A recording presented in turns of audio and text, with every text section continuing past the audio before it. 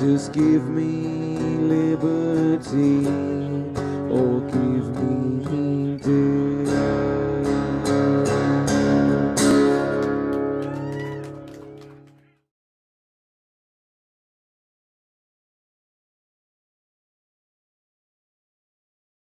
My name is William Thomas Jr.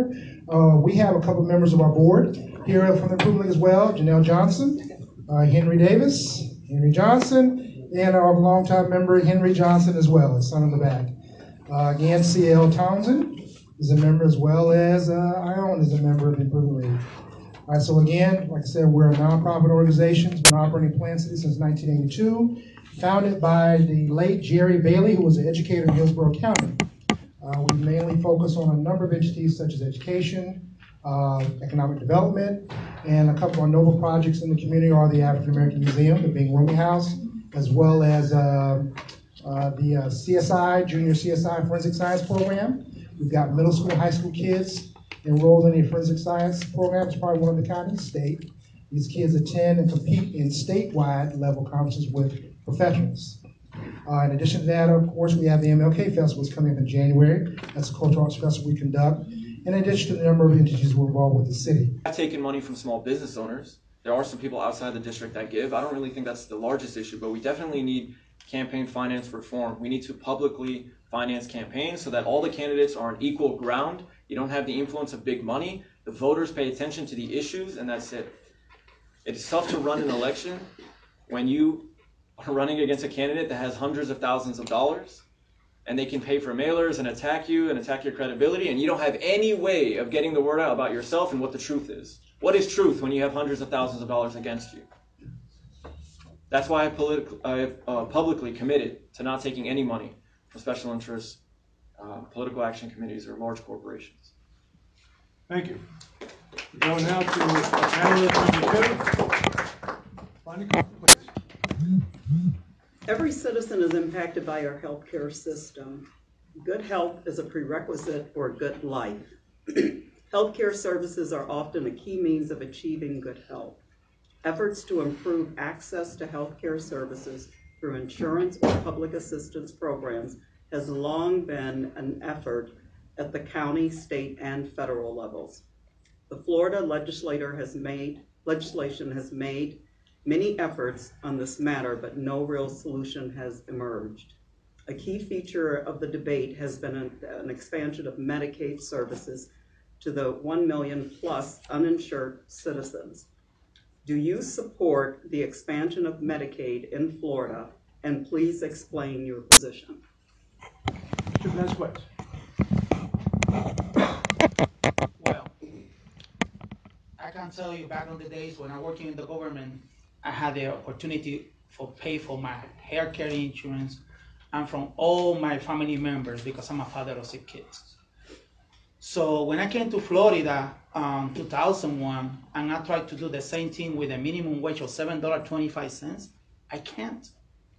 So I continued working as a security guard, and I have an incident where I hurt my back in 2011 and I don't have no medical care, and I depend on a public health assistance.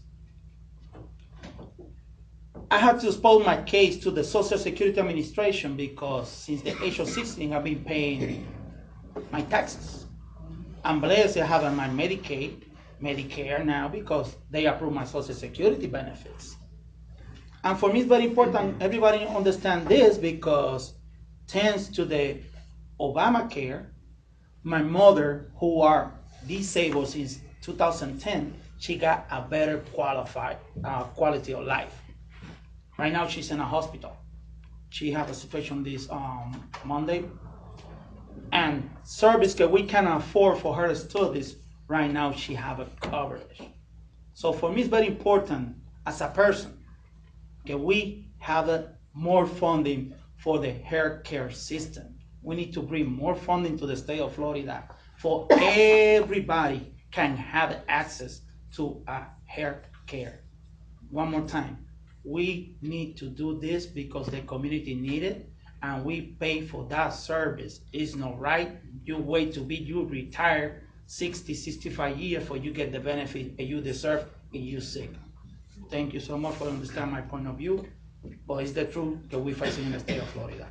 More healthcare funding. Thank you. Mr. Zamani. The answer is not to pay for our exorbitant health care, to figure out how to pay for it. The question is, why is it so expensive? We look at the cost of health care in this country, and it is astronomically higher than the cost of health care in the rest of the world. There are many factors involved in that, but we shouldn't be overstepping our bounds to try to pay for this extremely expensive health care. We need to look at reasons why it is so expensive.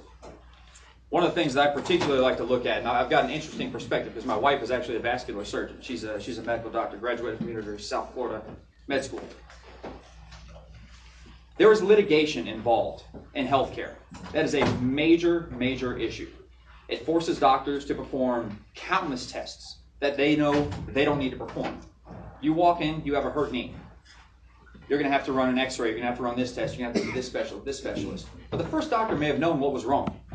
However, because lawyers will sue you in a heartbeat, you have to check all these different boxes. You know who pays for that? You do. You pay for it at higher health insurance premiums, and you pay for it directly out of pocket with your deductibles. We need to look at getting litigation out of healthcare and letting doctors be doctors and do what they want to do, which is help you. Doctors are in it because they care about citizens. They're not in it for the money. That's a great benefit. But they're not in it for the money. They care about people. We need to let doctors be doctors again and get lawyers out of their lives. And that'll start to reduce the cost of healthcare. That's the first step. I wish I had all the answers. If I did, I'd be solving the Israeli-Palestinian crisis now, right? I mean, this is a big question because it's a big issue.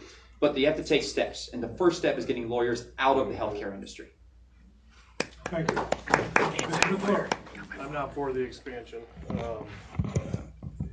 It's not a model that's working on the national level. It's on, likening it to the affordable, the Obamacare. It's collapsing. We need cost transparency in medicine. You can go to hospital A, knee replacement costs $20,000 less than hospital B. If you have transparency in what is being done in the hospitals, what the true cost is, I'd liken it to driving down the street, seeing a gas station that is 15 cents cheaper than that gas station. The market will steer in that direction. That's the place to start. The doctors are walking away because the reimbursement on this is 50 cents on the dollar in a lot of cases. And so we're going to have a problem where you're going to have physicians that are unwilling to take patients that are in these programs because it's not a viable way to make a living. So cost transparency, free market will bring a solution, I think, in a hurry. Thank you. Before I answer, can I put my jacket on? It's kind of cold. Yeah. Don't want you to go So we'll start the time. 2 minutes are taken. You don't need you get sick. Can you play some music? They can check, it's okay.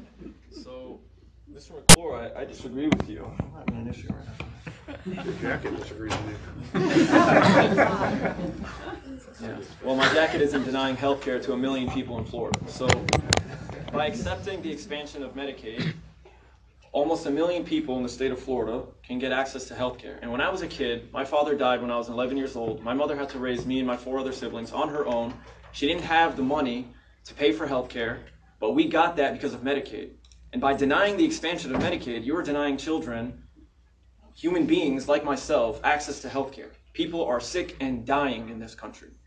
So to say you don't want to accept the expansion of Medicaid, I think is extremely irresponsible to the citizens of District 58, Plant City, Temple Terrace, and in the state of Florida. Every human being on the planet deserves health care.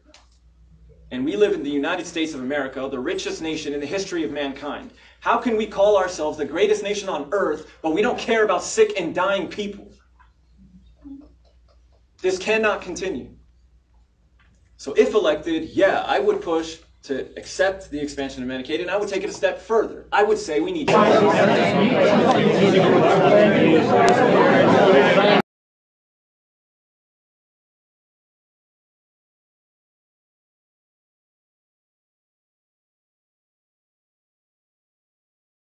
Just give me liberty, or give me death.